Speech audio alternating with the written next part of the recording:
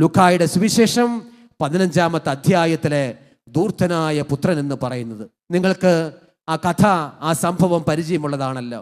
2 മക്കളാണ്, നല്ല അപ്പനാണ് ഉള്ളത്.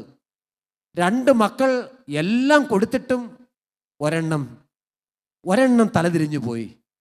ഒരു ദിവസം അവൻ ഇറങ്ങിപ്പോയി.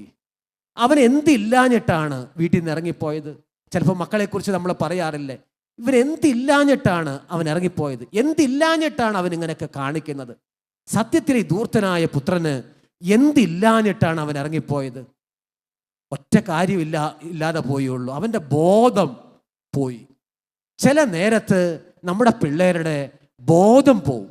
അവർ പഠിച്ചിട്ടുണ്ട്, അവർ ഡിഗ്രി ഒക്കെ ഉണ്ട്, പക്ഷേ ഒരു ബോധമില്ലായ്മ, ഒരു ബോധക്കേട് അവൻ ചെയ്യും. ഇതുപോലെ തന്നെ ധൂർത്തനായ പുത്രൻ അന്ന് ഒരു ബോധക്കേട് ചെയ്തു. ബൈബിൾ പ്രത്യേകം പറയുന്നുണ്ട്, ഇവൻ ഇളയ പുത്രനാണ്. നമുക്കറിയാം, സാധാരണയായി ഈ ദേശത്തും പൗരസ്ത്യ ദേശത്തുമെല്ലാം ഇളയ മക്കളോട് മാതാപിതാക്കൾക്ക് പ്രത്യേക സ്നേഹം ഉണ്ടാകും. എങ്കിൽ ഈ ഇളയ പുത്രനോടും പ്രത്യേകമായ സ്നേഹം ഈ പപ്പയ്ക്ക് ഉണ്ടായിരുന്നു. പക്ഷേ എല്ലാം ഉണ്ടെങ്കിലും ബോധം മറഞ്ഞ ഒരു സമയം അവൻ പറഞ്ഞു, സ്വത്ത് വേണമെന്ന് പറഞ്ഞ് അവൻ ഇറങ്ങിപ്പോയി. അവരെല്ലാം ദുർവ്യയം ചെയ്തു. ബൈബിൾ പറയുകയാണ്, എല്ലാം ദുർവ്യയം ചെയ്തു കഴിഞ്ഞപ്പോൾ ആ ദേശത്ത് കഠിനമായൊരു ക്ഷാമം ഉണ്ടായി. പന്നിക്ക് കൊടുക്കുന്ന ഭക്ഷണം പോലും അവന് കിട്ടിയില്ല. ഇങ്ങനെ പന്നിക്ക് കൊടുക്കുന്ന ഭക്ഷണം പോലും കിട്ടാതെ അവൻ വലഞ്ഞിരിക്കുന്നൊരു രാത്രിയിലാണ് ഏതാനും നാളുകൾക്ക് മുമ്പ് അവനെ വിട്ടുപോയ ആ ബോധം അവനിലേക്ക് മടങ്ങി വരുന്നത്. അതുകൊണ്ടാണ് ബൈബിൾ പറയുന്നത്, അവനിൽ സുബോധം വന്നുവെന്ന്. അവൻ്റെ പപ്പയെക്കുറിച്ച് ചിന്തിക്കുകയാണ്. ബൈബിൾ എഴുതി തുടർന്ന്, അവൻ എഴുന്നേറ്റു, അവൻ ഇരുന്ന സ്ഥലത്ത് നിന്ന് എഴുന്നേറ്റു. പ്രിയമുള്ള സഹോദരങ്ങളെ, ഇന്ന് വർഷങ്ങളായോ നാളുകളായോ കുമ്പസാരത്തിൽ അറ്റൻഡ് ചെയ്യാത്തവർ, പോകാത്തവർ, ആ കുദാശ അതിൽ നിന്ന് അകലം സൂക്ഷിച്ചിരവാണ് ഈ ശുശ്രൂഷയിൽ പങ്കുകാരാകുന്നതെങ്കിൽ എഴുന്നേൽക്കുക. ഹൃദയം കൊണ്ട് എഴുന്നേൽക്കണം, ശരീരം കൊണ്ട് എഴുന്നേൽക്കണം. എന്തിനു വേണ്ടി എഴുന്നേൽക്കണം? അപ്പൻ കാത്തിരിപ്പുണ്ട്. കുമ്പസാര കൂടിൽ അപ്പൻ കാത്തിരിപ്പുണ്ട്. വിചാരണയുടെ കൂടല്ല കുമ്പസാര കൂട്. ഏറ്റുപറയുന്ന എല്ലാ പാപങ്ങൾക്കും മാപ്പ് കൊടുക്കാൻ വേണ്ടിയിട്ടാണ് തിരുസഭ വൈദികനെ അവിടെ ഇരുത്തിയിരിക്കുന്നത്. വൈദികൻ വലിയ അധികാരിയായതുകൊണ്ടല്ല, മറിച്ച് ഒരു കുദാശ പരികർമ്മം ചെയ്യാൻ വേണ്ടി കൊടുത്തിരിക്കുന്നതാണ് സഹോദരങ്ങളെ. അതുകൊണ്ട് നാളുകളായി കൺഫഷനിൽ നിന്ന്, കുമ്പസാരത്തിൽ നിന്ന് അകന്നു കഴിയുന്ന ഒരു ചെറുപ്പക്കാരനാണ് നീയെങ്കിൽ, ചെറുപ്പക്കാരിയാണ് നീയെങ്കിൽ എഴുന്നേൽക്കുക, ആത്മാവിൽ എഴുന്നേൽക്കുക. പിതാവ് കാത്തിരിപ്പുണ്ട്. കരമുയർത്തുന്നു പറഞ്ഞ് ഹല്ലേലൂയ, ഹല്ലേലൂയ. അവൻ എഴുന്നേറ്റു. അപ്പൻ്റെ അടുത്തേക്ക് ചെന്നു. കുമ്പസാര കൂടാണത്. അപ്പനെതിരെ, സ്വർഗത്തിനെതിരെ ഞാൻ പാപം ചെയ്തു. ഇത് പറയാൻ അവൻ പരിശീലിച്ചുകൊണ്ടാണ് അവിടെ ചെല്ലുന്നത്. അവൻ അത് പറയാൻ പരിശീലിച്ചുകൊണ്ടാണ് ചെല്ലുന്നത്. സങ്കട കടലുമായിട്ടാണ് അവൻ ചെല്ലുന്നത്. പക്ഷേ അത് പറയും മുമ്പേ തന്നെ അവൻ്റെ പപ്പ ഓടി ഇറങ്ങി വന്ന് അവൻ്റെ നെറ്റിത്തടത്തിലും അവൻ്റെ മാറിലുമെല്ലാം അവൻ്റെ കവിളിലുമെല്ലാം ചുംബിച്ച് അവനെ ചേർത്ത് വെച്ചു. എന്നിട്ട് ബൈബിൾ ഇങ്ങനെയാണ് എഴുതുന്നത്. ഇനി പറയുന്നത് കേൾക്കുക. അവന് പുതിയ വസ്ത്രം കൊടുത്തു, അവന് മോതിരം കൊടുത്തു, അവന് ചെരുപ്പ് കൊടുത്തു. സഹോദരങ്ങളെ ഓർക്കുക, ഈ പന്നിക്കൂട്ടി കിടന്നവൻ തിരിച്ചു വരുമ്പോൾ അവന് കൊടുക്കേണ്ടിയിരുന്നത് എന്താണ്? നമ്മളാണെങ്കിൽ എന്തു കൊടുക്കും? തോർത്തുമുണ്ട് സോപ്പും കൊടുക്കും, കുളിമുണ്ട് സോപ്പും കൊടുക്കും. ബോധമുള്ള ആരും അങ്ങനെയാണ് ചെയ്യേണ്ടത്. പക്ഷേ നമ്മൾ വായിക്കുന്നത് ഇങ്ങനെയാണ്, അവൻ മടങ്ങി വന്നപ്പോൾ പുതുവസ്ത്രം, മേൽത്തരം വസ്ത്രം, റോബ് എന്നാണ് ഇംഗ്ലീഷിൽ, മേൽത്തരം വസ്ത്രം. 2, അവന് മോതിരം. ഈ പന്നിക്കുഴിയിൽ നിന്ന് വന്നവന് മോതിരമാണോ കൊടുക്കേണ്ടത്? 3, ഒന്നാന്തര ഷൂ, പോളിഷ് ചെയ്ത ഷൂ, ഇതാണോ കൊടുക്കേണ്ടത്? ചിന്തിക്കണം. അതിനൊരർത്ഥമുണ്ട്. വിശുദ്ധനായ അംബ്രോസ് പുണ്യാളനാണ് അതിനുള്ള വ്യാഖ്യാനം പറയുന്നത്. അവന് പുതുവസ്ത്രം കൊടുത്തുകൊണ്ട് പറയുകയാണ്, മോനെ, നിനക്ക് ഒരു ഡിഗ്നിറ്റി ഉണ്ട് മോനെ, നീ മോനാണ്, നീ എൻ്റെ മോനാണ്, അതുകൊണ്ട് മോനൊരു മാന്യതയുണ്ട് എന്നുള്ളതിൻ്റെ അടയാളമായിട്ടാണ് അവന് ഈ പുതുവസ്ത്രം കൊടുത്തത്. കാരണം മേൽത്തരം വസ്ത്രം വേലക്കാർ ധരിക്കാറില്ല, മക്കൾ മാത്രമേ ധരിക്കാറുള്ളൂ. ഇപ്പോൾ പോലും ചില ജയിലുകളിൽ ഷർട്ടിട്ട് മേലധികാരിയുടെ മുമ്പിൽ വന്ന് നിൽക്കാനായിട്ട് കഴിയില്ല. അതുപോലെ തന്നെ അന്ന് സ്ലേവ്സിന്, അടിമകൾക്ക് ഒരിക്കലും മേൽത്തരം വസ്ത്രം ധരിക്കാൻ പറ്റില്ല, മക്കൾക്കേ പറ്റൂ. അതുകൊണ്ട് അവന് മേൽത്തരം വസ്ത്രം കൊടുത്തുകൊണ്ട് പറയുകയാണ്, നീ ദാസനല്ല, നീ മോനാണ്, നീ മോനാണ്. രണ്ടാമത് അവന് മോതിരം കൊടുത്തു. എന്താണ് പറയുന്നത്? മോനെ, നിനക്ക് അധികാരമുണ്ട്. ഉൽപ്പത്തിയുടെ പുസ്തകം 41:42 ഫറവോ ജോസഫിൻ്റെ കൈകളിൽ മോതിരം ധരിപ്പിച്ചുകൊണ്ട് അധികാരം കൈമാറുന്നത്. ഇതുപോലെ തന്നെ ധൂർത്തനായ പുത്രൻ എല്ലാം നശിപ്പിച്ചു മടങ്ങി വരുന്ന നേരത്ത് അവൻ്റെ കൈകളിൽ മോതിരം കൊടുത്തുകൊണ്ട് പറയുകയാണ്, മോനെ, നിനക്ക് അധികാരമുണ്ട്, അധികാരമുണ്ട്. മൂന്നാമത് അവൻ്റെ കാലിൽ ഷൂ ധരിപ്പിച്ചുകൊണ്ട് പറയുകയാണ്, മോനെ, നിനക്കൊരു ദൗത്യം പൂർത്തിയാക്കാനുണ്ട്, ഒരു ദൗത്യം. എന്നിട്ട് വിശുദ്ധനായ അംബ്രോസ് പുണ്യവാളൻ ഈ കഥയുടെ, ഈ ലൂക്കാസ് സുവിശേഷം 15-ാം അധ്യായത്തിൻ്റെ ഒരു 2-ാം ഭാഗം വ്യാഖ്യാനിക്കുന്നത് ഇങ്ങനെയാണ്. അന്ന് രാത്രിയിൽ കൊഴുത്ത കാളക്കുട്ടിയെ കൊന്ന് ഭക്ഷണം ഒരുക്കിയപ്പോൾ എല്ലാവരും ഭക്ഷണം കഴിച്ചു. പക്ഷേ ധൂർത്ത പുത്രൻ മാത്രം അന്ന് രാത്രിയിൽ ഭക്ഷണം കഴിച്ചില്ല. എൻ്റെ വ്യാഖ്യാനമല്ല, വിശുദ്ധ അംബ്രോസിൻ്റെ വ്യാഖ്യാനമാണ്. ധൂർത്തപുത്രൻ മാത്രം ഭക്ഷണം കഴിച്ചില്ല. ഇങ്ങനെ നോക്കുമ്പോൾ ആ വീട്ടിലെ പപ്പ ആരോ കരയുന്ന ശബ്ദം കേൾക്കുന്നുണ്ട്. നോക്കിയപ്പോൾ ധൂർത്തനായ പുത്രനാണ്. അവന് കഴിക്കാൻ പറ്റണില്ല. എങ്ങനെ കഴിക്കാൻ പറ്റും? അവൻ ഇങ്ങനെയാണ് ചിന്തിക്കുന്നത്, പപ്പ എനിക്ക് എങ്ങനെ ഈ ഭക്ഷണം കഴിക്കാൻ പറ്റും? കാരണം ഞാൻ എൻ്റെ കുറവുകൾ ഏറ്റു പറയും മുമ്പേ തന്നെ പാപങ്ങളെല്ലാം മോചിച്ച് നീ എനിക്ക് എന്നെ ചേർത്ത് പിടിച്ചില്ലേ? നീ എനിക്ക് പുതിയ വസ്ത്രം തന്നില്ലേ? മോതിരം തന്നില്ലേ? ഷൂ തന്നില്ലേ? സ്നേഹമാണ് മനുഷ്യരെ കരയിപ്പിക്കുന്നത്, കുറ്റബോധമല്ല. കരമുയർത്തി പറഞ്ഞാൽ ഹല്ലേലൂയ, ഹല്ലേലൂയ. സ്നേഹം കൊണ്ട് നിറയണം. ദൈവമേ, ഇന്ന് ഈ അമ്മ മറിയത്തോട് ചേർന്ന് ഞങ്ങൾ പ്രാർത്ഥിക്കുമ്പോൾ എല്ലാവരുടെ ഉള്ളിലും ഒരു സ്നേഹത്തിൻ്റെ അഭിഷേകം അയക്കണമേ എന്ന് ഞങ്ങൾ പ്രാർത്ഥിക്കുന്നു. സ്നേഹം കിട്ടാത്ത എല്ലാവർക്കും അധികമായ സ്നേഹം കൊടുക്കണമേ. ധൂർത്തനായ പുത്രൻ സ്നേഹം കൊണ്ട് നിറഞ്ഞിട്ട് അവന് കരയാതിരിക്കാൻ കഴിയണില്ല. അതുകൊണ്ട് അവൻ ഏന്തി കരയുകയാണ്. പിറ്റേ ദിവസമായി ഈ ധൂർത്തനായ പുത്രൻ അപ്പൻ്റെ അടുത്തേക്ക് ചെന്നു. അപ്പൻ്റെ അടുത്ത് ചെന്നുകൊണ്ട് പറഞ്ഞു, അപ്പാ, എനിക്ക് അതേ പന്നിക്കൂട്ടിലേക്ക് ഒരു പ്രാവശ്യം കൂടി പോകണം. പിറ്റേ ദിവസം അനുവാദത്തോടു കൂടി അവൻ പന്നിക്കൂട്ടി പോവുകയാണ്. എന്തിനാണ് പന്നിക്കൂട്ടി പോയെന്നറിയാമോ? അവിടെ ഇതുപോലെ അപ്പന്മാരെ ഉപേക്ഷിച്ച്, സ്വന്തം ഭവനം ഉപേക്ഷിച്ച് ഇറങ്ങിപ്പോയിട്ടുള്ള ഒരുപാട് മക്കളുണ്ട്. അവരോടെല്ലാവരോടും അവന് സുവിശേഷം പ്രസംഗിക്കണം. അവരോട് പറയണം, ഇതാ നിങ്ങളുടെ വീട്ടിൽ നിങ്ങളുടെ പപ്പ കാത്തിരിപ്പുണ്ട്. ഇത് പറയാൻ വേണ്ടി ധൂർത്തപുത്രൻ പോകണം. ഞാൻ ഇങ്ങനെ ഒരു ഇമാജിനേഷൻ കൊണ്ടുവരികയാണ്, ഒരു ചിന്ത കൊണ്ടുവരികയാണ്. മിക്കവാറും നമ്മുടെ ഇന്നത്തെ ഒരു പശ്ചാത്തലത്തിൽ നോക്കിയാൽ അന്ന് ഇങ്ങനൊരു ബാനർ ഉയർന്നിട്ടുണ്ടാകും. ജെറുസലേം കൺവെൻഷൻ എന്ന് പറയുന്നത് പോലെ ഇങ്ങനൊരു ബാനർ, വചന പ്രഘോഷണവും രോഗശാന്തി ശുശ്രൂഷയും നയിക്കുന്നത് മുടിയനായ പുത്രൻ, മടങ്ങി വന്ന മുടിയനായ പുത്രൻ, നയിക്കുന്നത് തിരിച്ചു വന്ന ധൂർത്തപുത്രൻ. അവരെല്ലാവരും ഒരുമിച്ച് കൂടി അവരോട് പറഞ്ഞു, നിങ്ങളെപ്പോലെ ഒരു ധൂർത്തനായ പുത്രനായിരുന്നു ഞാൻ. എന്നാൽ ഒരു ദിവസം രാത്രിയിൽ ഞാൻ നോക്കുമ്പോൾ എൻ്റെ അപ്പൻ്റെ സ്നേഹം എന്നെ സന്ദർശിച്ചു. എൻ്റെ അപ്പനെക്കുറിച്ച് ഞാൻ ഓർത്തു. ഞാൻ ഈ പന്നിക്കുഴിയിൽ നിന്ന് എഴുന്നേറ്റു. അതുപോലെ തന്നെ എൻ്റെ പ്രിയമുള്ളവരെ, നിങ്ങൾ എഴുന്നേൽക്കണം. ധൂർത്തപുത്രൻ്റെ പ്രസംഗം കേട്ടപ്പോൾ, അവൻ്റെ ടെസ്റ്റിമണി കേട്ട് കഴിഞ്ഞപ്പോൾ ഇവർക്ക് പിന്നെ ഇരിക്കാൻ പറ്റണില്ല. അന്ന് പന്നിക്കൂട്ടിൽ അപ്പന്മാരെ ഉപേക്ഷിച്ച് ഭവനം വിട്ടിറങ്ങിയ മക്കളൊക്കെ എഴുന്നേറ്റ് സ്വന്തം ഭവനത്തിലേക്ക് മടങ്ങിപ്പോയി. ഹല്ലേലൂയ. ഇതാണ് സെയിന്റ് അംബ്രോസ് പറയുന്നത്. എഴുന്നേൽക്കണം. ഈശോ വരുന്ന നേരത്ത് നമുക്ക് എഴുന്നേൽക്കാനായിട്ട് കഴിയുന്നു. ഏറ്റവും ഒടുക്കം എഴുന്നേറ്റത് മറിയം പാപത്തിൽ നിന്നല്ല എഴുന്നേറ്റത്. അവൾ വലിയൊരു ധ്യാനത്തിലായിരുന്നു. 14 വയസ്സ് പ്രായമുള്ള അവൾ ജെറുസലേം ദേവാലയത്തോട് ചേർന്നുള്ള പ്രാർത്ഥനയിലായിരിക്കുന്ന നേരത്താണ് ലൂക്കാ 1:28 ഗബ്രിയേൽ ദൂതൻ കടന്നു വന്നുകൊണ്ട് പറയുന്നത്, ഇതാ ദൈവകൃപ നിറഞ്ഞവളെ സ്വസ്തി എന്ന് ബൈബിൾ എഴുതി. അവൾ എഴുന്നേറ്റു. അവൾ ധ്യാനത്തിൽ നിന്ന് എഴുന്നേറ്റു. തിടുക്കത്തിൽ തുടർന്ന് പിന്നീട് അവൾ യാത്രയാവാൻ പോവുകയാണ് സക്കറിയായുടെയും എലിസബത്തിൻ്റെയും ഭവനത്തിലേക്ക്. ദുഃഖത്തിൻ്റെ ഭാരത്തിൽ നിന്ന് നമ്മൾ എഴുന്നേൽക്കണം.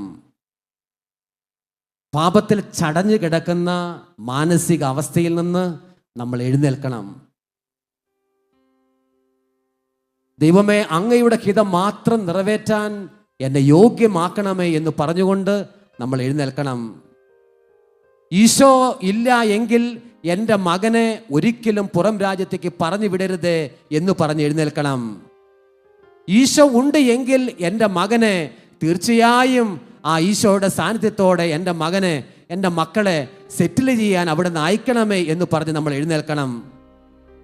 കണ്ണുനീരിൻ്റെ കാരണങ്ങൾ കർത്താവിലേക്ക് ഉയർത്തിക്കൊണ്ട് നമ്മൾ എഴുന്നേൽക്കണം. മരവിച്ച മാനസികമായ സാഹചര്യങ്ങളിൽ നിന്ന് നമ്മൾ എഴുന്നേൽക്കണം.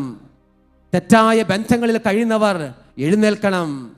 അഡിക്ഷൻസിൽ കഴിയുന്നവർ എഴുന്നേൽക്കണം. ദൈവത്തിൻ്റെ പരിശുദ്ധാത്മാവ് നിങ്ങളെ എഴുന്നേൽപ്പിക്കും. ഈ സമയം പരിശുദ്ധാത്മാവ് നിങ്ങളെ എഴുന്നേൽപ്പിക്കും. ഒരു സ്പാനിഷുകാരിയായ ഒരു സ്ത്രീ, അവരുടെ പേര് റോസി എന്നാണ്. റോസി എന്ന് മലയാളികളുടെ മാത്രമല്ല സ്പാനിഷുകാർക്കും പേരുണ്ട്. റോസി എന്ന് പറയുന്ന അമ്മ അവരുടെ ഏകപ്പെട്ട മകൻ റുഡോൾഫ് എന്ന് പറയുന്ന മകനെ ഇങ്ങനെ വീൽ ചെയറിൽ കൊണ്ടുവന്നു. റുഡോൾഫ് വളരെ ടോളായ, വളരെ കാണാൻ കൊള്ളാവുന്ന ഒരു പയ്യനാണ്. അവരേതാണ്ട് ഒരു 16-17 വയസ്സ് പ്രായമുണ്ട്. റുഡോൾഫ് ഭയങ്കരമായിട്ട് ക്ഷീണിച്ചാണ് ഇരിക്കുന്നത്. അപ്പോഴാണ് അമ്മ പറഞ്ഞത്, റുഡോൾഫിന് ക്യാൻസറാണ്. റുഡോൾഫിന് 4th സ്റ്റേജ് ക്യാൻസറാണ്. ഞാനത് ഷാലോം ടൈഡിങ്സ് മാഗസീനിൽ എഡിറ്റോറിയലായിട്ട് എഴുതിയിട്ടുണ്ടായിരുന്നു ഈ സംഭവം.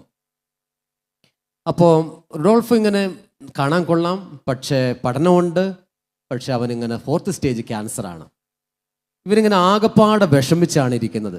അപ്പോൾ അമ്മ പറഞ്ഞു, ഒന്നും ചെയ്യാനില്ല, അമേരിക്കയിലെ എല്ലാ ബെസ്റ്റ് ആശുപത്രികളിൽ ഇവരെ കൊണ്ടുപോയി എല്ലാവിധത്തിലുള്ള ചികിത്സയും കൊടുത്തു, പക്ഷേ ഇനി ഒന്നും ചെയ്യാനില്ല എന്നാണ് പറയുന്നതെന്ന് പറഞ്ഞു.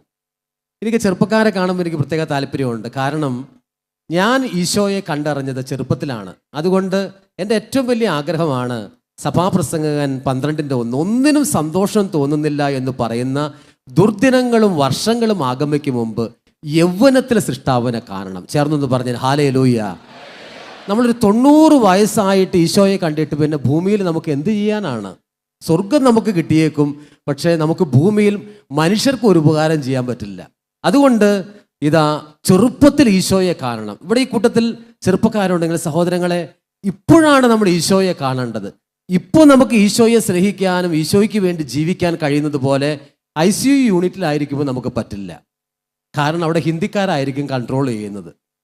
അപ്പോൾ നിങ്ങൾക്ക് വല്ല പാനി എന്ന് പറയാമെന്നല്ലാതെ വേറെ ഒന്നിനും കൊള്ളില്ല. അപ്പോൾ ബോധമുള്ള സമയത്ത് ബോധത്തോടെ നമുക്ക് ആത്മാവിലും സത്യത്തിലും കർത്താവിനെ സ്തുതിക്കാം. കരം ഉയർത്തുന്നു പറഞ്ഞാൽ ഹല്ലേലൂയ. അപ്പോൾ റുഡോൾഫ് ഇങ്ങനെ വന്നു കഴിഞ്ഞപ്പോൾ എനിക്ക് വലിയ സന്തോഷമായി. റുഡോൾഫിനെ ഞാൻ മുറിയിലേക്ക് കൊണ്ടുപോയി റുഡോൾഫിനോട് വിശേഷങ്ങൾ ചോദിച്ചു. റുഡോൾഫെ, മോന് ബൈബിൾ വായിക്കാറുണ്ടോ? അപ്പോൾ അവൻ പറഞ്ഞു, അച്ഛാ, ഞാനിങ്ങനെ മാമോദിസ മുങ്ങി സ്ഥൈര്യലേപനവും സ്വീകരിച്ചു. അതിനുശേഷം ഞാൻ പള്ളിയിൽ ഈസ്റ്ററിനും ക്രിസ്മസുമേ മാത്രമേ പോകാറുള്ളൂ എന്ന് പറഞ്ഞു. അപ്പോൾ കൊള്ളാമെന്ന് പറഞ്ഞില്ല എങ്കിലും ഞാൻ മനസ്സിൽ കണ്ടു, കൊള്ളാം. എന്നിട്ട് ഞാൻ റുഡോൾഫിനോട് എൻ്റെ കൊന്ത കൊടുത്തുകൊണ്ട് പറഞ്ഞു, മോന് കൊന്ത കണ്ടിട്ടുണ്ടോ? അപ്പോൾ അവൻ പറഞ്ഞു, ഫാദറേ ഞാൻ എൻ്റെ ഗ്രാൻഡ് മദർ, എൻ്റെ വല്യമ്മ, എൻ്റെ അമ്മൂമ്മ ഇങ്ങനെ ഇതൊക്കെ പിടിച്ച് ചെല്ലുന്നത് ഞാൻ കണ്ടിട്ടുണ്ട്. അന്ന് ചെറുപ്പത്തിലെ ഞാനത് ചെല്ലിയിട്ടുമുണ്ട്, അല്ലാതെ ഞാൻ ചെയ്തിട്ടില്ല എന്ന് പറഞ്ഞു. അപ്പം ഞാൻ റുഡോൾഫിനോട് പറഞ്ഞു, മോനൊരു കാര്യം ചെയ്യണം, മോനെ ഞാൻ ബൈബിൾ തരാം. എന്നിട്ടൊരു ബൈബിൾ കൊടുത്തു. അതിൽ ഒരധ്യായം മോൻ എല്ലാ ദിവസവും വായിക്കണം. മാത്രവുമല്ല, അതിൽ അച്ഛൻ പറഞ്ഞു തരുന്ന ഒരു വചനം മോൻ 100 പ്രാവശ്യം ആവർത്തിക്കണം എന്ന് പറഞ്ഞു. അപ്പോൾ റുഡോൾഫിന് ദൈവത്തെക്കുറിച്ചോ ദൈവത്തിൻ്റെ സ്നേഹത്തെക്കുറിച്ചോ പിടിയില്ല. നമ്മളെപ്പോലെ കൺവെൻഷനിൽ അറ്റൻഡ് ചെയ്യാനുള്ള അവസരം ഉണ്ടായിട്ടില്ല, ഒന്നുമില്ല. പക്ഷേ റുഡോൾഫ് ഈ പറഞ്ഞത് അതേപടി സ്വീകരിച്ചു. ഞാൻ പറഞ്ഞു കൊടുത്തത് 118 സങ്കീർത്തനമാണ്. 118 സങ്കീർത്തനം എല്ലാ ദിവസവും വായിക്കണം. അതിൽ 17-ാമത്തെ വചനമുണ്ട്, 118:17. ഞാൻ മരിക്കുകയില്ല, ഞാൻ ജീവിക്കും, ഞാൻ കർത്താവിൻ്റെ മഹത്വം പ്രഘോഷിക്കും. അതാണ് വചനം. ചേർന്ന് പറഞ്ഞേ ഹല്ലേലൂയ. ഞാൻ മരിക്കുകയില്ല, ഞാൻ ജീവിക്കും, ഞാൻ കർത്താവിൻ്റെ മഹത്വം പ്രഘോഷിക്കും. ക്യാൻസർ രോഗികൾക്ക് വേണ്ടി ഒന്ന് പറഞ്ഞ എല്ലാവരും, ഞാൻ മരിക്കുകയില്ല, ഞാൻ ജീവിക്കും, ഞാൻ കർത്താവിൻ്റെ മഹത്വം പ്രഘോഷിക്കും. ഈ ഭൂമിയിലുള്ള പ്രത്യേകിച്ച് നമ്മുടെ പ്രിയപ്പെട്ട ക്യാൻസർ രോഗികളെ മനസ്സിൽ കണ്ടുകൊണ്ട്, ഞാൻ മരിക്കുകയില്ല, ഞാൻ മരിക്കുകയില്ല, ഞാൻ ജീവിക്കും, ഞാൻ കർത്താവിന്റെ മഹത്വം പ്രഘോഷിക്കും. ഞാൻ റുഡോൾഫോട് പറഞ്ഞു, റുഡോൾഫ് ഇത് 100 പ്രാവശ്യം ആവർത്തിക്കണം മോൻ, എന്നിട്ട് നമുക്ക് കുറച്ച് നാളുകൾ കഴിയുമ്പോൾ കാണാമെന്ന് പറഞ്ഞു. റുഡോൾഫ് ഇത് അതേപടി ചെയ്തു. അപ്പോൾ നമുക്ക് ഇങ്ങനെയുള്ള പിള്ളേരോട് പറഞ്ഞാൽ ഒരു ഗുണം എന്തെന്ന്, അത് അതേപടി അവർ ചെയ്യും. കൂടുതൽ വചനം കേൾക്കുന്ന ചിലരോട് പറഞ്ഞാൽ അവർ പെട്ടെന്ന് മറന്നു കളയും. പക്ഷേ ഇങ്ങനെയുള്ളവരോട് പറഞ്ഞാൽ പെട്ടെന്ന് അവരത് ചെയ്യും. ഇവനത് ചെയ്യും. ഇവൻ ഏതാനും ദിവസങ്ങൾ കഴിഞ്ഞപ്പോൾ ഞാൻ അവൻ എൻ്റെ ഫോൺ നമ്പർ ഉൾപ്പെടെ കൊടുത്തു. അപ്പോൾ അവൻ എനിക്കൊരു ടെക്സ്റ്റ് മെസ്സേജ് അയച്ചു, ഫാദറെ എനിക്ക് കാണേണ്ട ആവശ്യമുണ്ട്, ഞാൻ ഇന്ന ഹോസ്പിറ്റലിൽ കിടക്കുകയാണ് എന്ന് പറഞ്ഞു. ഞാൻ ഈ ആശുപത്രിയിലേക്ക് ചെന്നു. ആശുപത്രിയിൽ ചെന്നപ്പോൾ തന്നെ ഞാൻ നോക്കുമ്പോൾ അവൻ താമസിക്കുന്ന മുറിയിൽ ചുറ്റും അവൻ്റെ മാതാപിതാക്കളും പ്രിയപ്പെട്ടവരും എല്ലാ ഫ്രണ്ട്സും എല്ലാം വന്നിട്ടുണ്ട്. അപ്പോൾ തന്നെ ഞാൻ എന്തോ പ്രശ്നമുണ്ട് എന്ന് സെൻസ് ചെയ്തു. ഞാൻ അവൻ്റെ അടുത്തേക്ക് ചെന്നപ്പോൾ പറഞ്ഞു, ഫാദറെ ഇവരോടെല്ലാവരോടും പുറത്തു പോകാൻ പറയണം, എനിക്ക് ഫാദറോട് മാത്രം ഒരു കാര്യം പറയണം. റുഡോൾഫ് പറഞ്ഞത് ഇങ്ങനെയാണ്, കഴിഞ്ഞ ദിവസം ഡോക്ടർ എൻ്റെ വന്നുകൊണ്ട് പറഞ്ഞു, ക്യാൻസർ മൂർച്ഛിച്ചു, ക്യാൻസർ ഭയങ്കര അഗ്രസീവാണ്. ക്യാൻസർ മൂർച്ഛിച്ചിട്ട് ഡോക്ടേഴ്സ് പറഞ്ഞിരിക്കുന്ന 2 ഓപ്ഷൻസാണ്, 2 സാധ്യതയാണ്. ഒന്നുകിൽ എൻ്റെ 2 കാല് മുറിച്ച് കളയണം, 2 കാല് മുറിച്ച് കളഞ്ഞാൽ എനിക്ക് കുറേ കൂടി നാൾ ജീവിക്കാൻ കഴിഞ്ഞേക്കാം. കുറേ കൂടി നാളെന്ന് പറഞ്ഞാൽ 2 കൊല്ലം ജീവിക്കാൻ കഴിഞ്ഞേക്കാം. അല്ലെങ്കിൽ ക്യാൻസർ വളരെ അഗ്രസീവ് ആയതുകൊണ്ട് മാക്സിമം ഞാൻ 3 മാസമേ ജീവിക്കുള്ളൂ എന്ന് പറഞ്ഞു. അപ്പോൾ എന്ത് തീരുമാനം എടുക്കണമെന്ന് ഫാദറോട് ചോദിക്കാൻ വേണ്ടിയിട്ടാണ് വിളിച്ചതെന്ന് പറഞ്ഞു. അപ്പോൾ കൊച്ചു മൈനറാണ്, 18 വയസ്സ് എത്തിയിട്ടില്ല. അപ്പോൾ എനിക്ക് പറഞ്ഞു കഴിഞ്ഞാൽ വല്ല കേസും ഫയൽ ചെയ്ത പ്രശ്നമുണ്ട്. അപ്പം അതുകൊണ്ട് ഞാൻ പറഞ്ഞു, മോനെ നമുക്ക് 7 ദിവസം കൂടി ഇതേ വചനം വെച്ച് പ്രാർത്ഥിക്കാം, എന്നിട്ട് 7ാമത്തെ ദിവസം ഞാൻ മോനെ ടെക്സ്റ്റ് ചെയ്യാം, ഇന്നൊരു തീരുമാനം നമ്മൾ എടുത്തതായി മെഡിക്കൽ ഡോക്ടേഴ്സിനോട് മോൻ്റെ മാതാപിതാക്കൾ പറയുന്നതായിട്ട് അവതരിപ്പിച്ചാൽ മതി എന്ന് പറഞ്ഞു. അപ്പോൾ അവൻ സ്നേഹിക്കുന്ന അവൻ്റെ ഒരു കൊച്ചു പെങ്കൊച്ച് അവൻ്റെ അടുത്തിരിക്കുന്നുണ്ടായിരുന്നു ബെഡിൻ്റെ സമീപത്ത്. ഞാൻ അവളോട് ചോദിച്ചു, മോളുടെ ആഗ്രഹം എന്താണ്? അപ്പോൾ അവൾ പറഞ്ഞു, എനിക്ക് റുഡോൾഫിൻ്റെ കാല് പോയാലും എനിക്ക് റുഡോൾഫിനെ വേണമെന്ന് പറഞ്ഞു. ഞാൻ റുഡോൾഫിനോട് പറഞ്ഞു, റുഡോൾഫ് മോൻ്റെ ആഗ്രഹം എന്താണ്? അവൻ പറഞ്ഞു, ഫാദറെ കാലില്ലാതെ ഞാൻ ഈ 17 വയസ്സേ ആയിട്ടുള്ളൂ, പിന്നെ എനിക്ക് ജീവിച്ചിട്ട് എന്താണ് പ്രയോജനം? അതുകൊണ്ട് കാലില്ലെങ്കിൽ ഞാൻ 3 മാസം കഴിയുമ്പോൾ മരിക്കുന്നതാണ് നല്ലതെന്ന് പറഞ്ഞു. ഞാൻ പറഞ്ഞു, മോനെ 7 ദിവസം ഈ കാര്യം ചെയ്യാം, അതായത് ഈ വചനം വെച്ച് നമ്മൾ പ്രാർത്ഥിക്കുന്നു, അത് കഴിഞ്ഞ് നമ്മൾ സജസ്റ്റ് ചെയ്യാം. 7 ദിവസം കഴിഞ്ഞപ്പോൾ ഞാനൊരു ടെക്സ്റ്റ് മെസ്സേജ് അയച്ചു, മോനെ നമ്മൾ കാല് മുറിച്ച് കളയുന്നില്ല എന്ന തീരുമാനം എടുത്തതായി മെഡിക്കൽ ഡോക്ടേഴ്സിനോട് പറയണം. അത് ഞാൻ പറഞ്ഞതായിട്ടല്ല മോൻ പറയേണ്ടത്, മോൻ്റെയും മോൻ്റെ മാതാപിതാക്കളുടെ ആഗ്രഹമായിട്ട് പറയണം. കാരണം അച്ഛന്മാർക്ക് അങ്ങനെ പറയാനുള്ള അവകാശമില്ല, മെഡിക്കൽ ബാക്ക്ഗ്രൗണ്ട് ഒന്നും ഇല്ലാത്തതുകൊണ്ട്. അപ്പോൾ ഇതാ മോൻ്റെ ആഗ്രഹവും മോൻ്റെ മാതാപിതാക്കളുടെ ആഗ്രഹവുമായിട്ട് മോനിത് പറയണം എന്ന് പറഞ്ഞു. അവൻ മാതാപിതാക്കളുടെ സ്വന്തം ആഗ്രഹമായി മെഡിക്കൽ ഡോക്ടേഴ്സിനോട് പറഞ്ഞു, ഇതാ ഞാൻ കാല് മുറിച്ച് കളയുന്നില്ല, കാലിങ്ങനെ അതേപടി സൂക്ഷിക്കുന്നു, ഞാൻ മരിക്കാൻ തയ്യാറാണെന്നുള്ള അർത്ഥത്തിൽ. സഹോദരങ്ങളെ, റുഡോൾഫ് ഇത് കഴിഞ്ഞ് ഞാൻ റുഡോൾഫിനെ അധികം കണ്ടിട്ടില്ല. ഞാൻ അത് കഴിഞ്ഞ് നാട്ടിലേക്ക് വന്നു. പിന്നീടാണ് നമുക്ക് കോവിഡ് എല്ലാ പ്രശ്നങ്ങളൊക്കെ ഉണ്ടാകുന്നത്. റുഡോൾഫ് 3 മാസം കഴിഞ്ഞ് മരിച്ചില്ല, 6 മാസം കഴിഞ്ഞ് മരിച്ചില്ല, 1 വർഷം കഴിഞ്ഞ് മരിച്ചില്ല, 2 വർഷം കഴിഞ്ഞ് മരിച്ചില്ല, 3 വർഷം കഴിഞ്ഞ് മരിച്ചില്ല. റുഡോൾഫ് ഇന്നും ജീവിക്കുന്നു, നല്ലൊരു അൾത്താര ബാലനായി ജീവിക്കുന്നു. ചേർന്നൊന്ന് പറഞ്ഞാൽ ഹല്ലേലൂയ, ഹല്ലേലൂയ. ഇന്ന് വെർച്വലായും അല്ലാതെ ഈ ശുശ്രൂഷയിൽ പങ്കുകാരാകുന്ന എല്ലാ ക്യാൻസർ രോഗികളും ആവർത്തിക്കണം സങ്കീർത്തനം 118:17, ഞാൻ മരിക്കുകയില്ല, ഞാൻ ജീവിക്കും, ഞാൻ കർത്താവിന്റെ മഹത്വം പ്രകീർത്തിക്കും. ചേർന്നൊന്ന് പറഞ്ഞാൽ ഹല്ലേലൂയ, ഹല്ലേലൂയ. സത്യത്തിൽ ദൈവവചനത്തിലുള്ള എന്തെന്നില്ലാത്ത വിശ്വാസം എനിക്ക് വന്നത് ആ സമയത്താണ്. ഞാൻ കരുതിയതാണ് നമ്മൾ ശബ്ദമുയർത്തി പ്രാർത്ഥിക്കുന്നത് കൊണ്ടാണ് കർത്താവ് കേൾക്കുന്നതെന്നാണ്. അങ്ങനെയല്ല. വളരെ സിമ്പിളായിട്ട് ഈശോയോട് പറഞ്ഞാലും, ഇങ്ങനെ നിങ്ങൾ കേട്ടിരിക്കുകയായിരിക്കും, ചിലരിപ്പോൾ ഒരു പാതി മയക്കത്തിലാണെന്ന് കരുതുക. ഈശോയോട് ഇങ്ങനെ പറഞ്ഞാൽ മതി.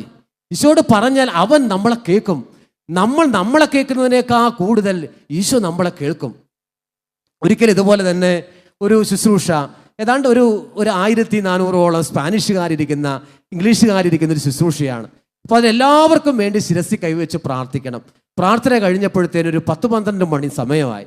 അപ്പം ഞാൻ നോക്കുമ്പോൾ ഒരു സ്പാനിഷുകാരിയായ ഒരു ചേടത്തി സ്വന്തം ഭർത്താവിനെ ഇങ്ങനെ വീൽ ചെയറിൽ കൊണ്ടുവരികയാണ്. അപ്പോൾ എൻ്റെ കയ്യിൽ അനോയിൻറ്റ് ചെയ്യാനുള്ള തൈലം ഇല്ല, ശിരസി കൈ വെച്ച് പ്രാർത്ഥിക്കാനുള്ള തൈലം ഇല്ല, ഒന്നുമില്ല. കാരണം ഇറങ്ങിപ്പോകേണ്ട സമയമായി. വൈകുന്നേരം 6:30 തുടങ്ങിയതാണ്, 12 മണിയായി ശുശ്രൂഷ കഴിഞ്ഞപ്പോൾ. പാതിരാത്രിയല്ല, പെട്ടെന്ന് പോകണം. പുറത്തേക്ക് ഇറങ്ങാൻ നേരത്താണ് ഇതുമായിട്ട് ഈ സ്ത്രീ പറയുന്നത്. അവരെന്തൊക്കെയോ പറഞ്ഞു ഈ മനുഷ്യൻ്റെ രോഗത്തെക്കുറിച്ച്. ഞാൻ പറഞ്ഞു, ഈശോയുടെ നാമത്തിൽ ഈ വചനവും പറഞ്ഞു, 118-ാം സങ്കീർത്തനം 17-ാമത്തെ തിരുവചനം വചനവും പറഞ്ഞ് ഞാൻ ആശീർവദിച്ച് ഞാൻ പോന്നു. കാരണം എനിക്ക് വണ്ടി കാത്തു നിൽക്കുകയാണ്. ഞാൻ ഓടിക്കേറി പോന്നു. കാരണം ഒന്ന് ഒഴിവാക്കാൻ വേണ്ടിയിട്ടാണ് സത്യത്തിൽ ഞാനങ്ങനെ പ്രാർത്ഥിച്ചത്. കാരണം അവർക്കല്ലെങ്കിൽ എന്ത് തോന്നും എന്ന് തോന്നിയത് കൊണ്ടാണ് ഈശോയുടെ നാമത്തിൽ ഈ വചനം പറഞ്ഞ് ആശീർവദിച്ച് ഞാൻ ഇറങ്ങി ഓടി രക്ഷപ്പെട്ട് പോകുന്നത്. സഹോദരങ്ങളെ, 2 ആഴ്ച കഴിഞ്ഞപ്പോൾ ആ പ്രോഗ്രാം ഓർഗനൈസ് ചെയ്ത ആൾ പറഞ്ഞു, പാദ്രേ, ആ പറഞ്ഞ അവസാനം വന്ന മനുഷ്യരുണ്ടല്ലോ, അയാളുടെ തലയിൽ ഒരു ട്യൂമർ ഉണ്ടായിരുന്നു. ആ ട്യൂമർ മാറിയെന്ന് മാത്രമല്ല, അയാൾ വീൽ ചെയറിൽ നിന്ന് എഴുന്നേറ്റ് നടക്കാനുമായിട്ട് തുടങ്ങിയത് ചേർന്നത് പറഞ്ഞു. ഹല്ലേലൂയ.